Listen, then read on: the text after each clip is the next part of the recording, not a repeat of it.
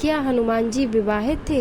हनुमान जी के बारे में माना जाता है कि वो बाल ब्रह्मचारी हैं, पर भारत के कुछ हिस्सों खासकर तेलंगाना में हनुमान जी को विवाहित माना जाता है।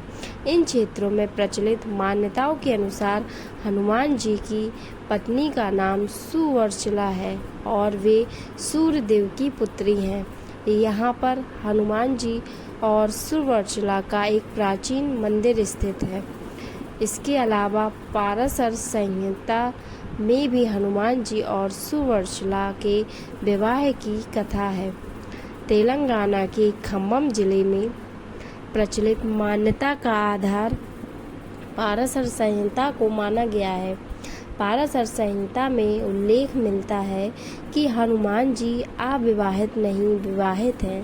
का विवाह सूर्यदेव की पुत्री सुवर्चला से हुआ है। संहिता के अनुसार हनुमान जी ने सूर्यदेव को अपना गुरु बनाया था। सूर्यदेव के पास 9 दिव्य विद्याएं थीं। इन सभी विद्याओं का ज्ञान बजरंगबली प्राप्त करना चाहते थे। सूर्यदेव ने इन 9 में से 5 विद्याओं का ज्ञान तो हनुमान जी को दे दिया, लेकिन शेष 4 विद्याओं के लिए सूर्य के समक्ष एक संकट खड़ा हो गया।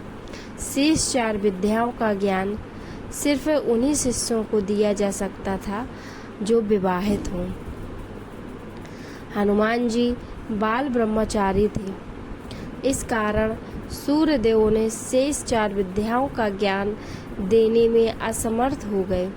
इस समस्या के निराकरण के लिए सूर्यदेव ने हनुमान जी से विवाह करने की बात कही। पहले तो हनुमान जी विवाह के लिए राजी नहीं हुए, लेकिन उन्हें शेष 4 विद्याओं का ज्ञान पाना ही था।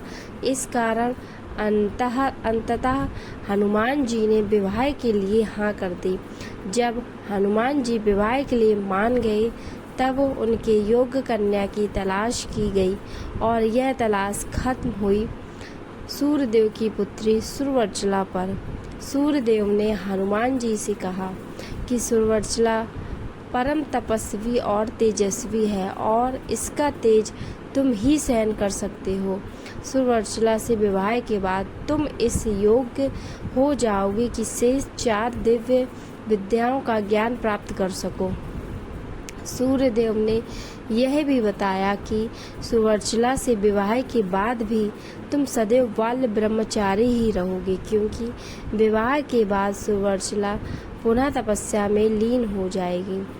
यह सब बातें जानने के बाद हनुमान जी और सुवर्चला का विवाह सूर्यदेव ने करवा दिया।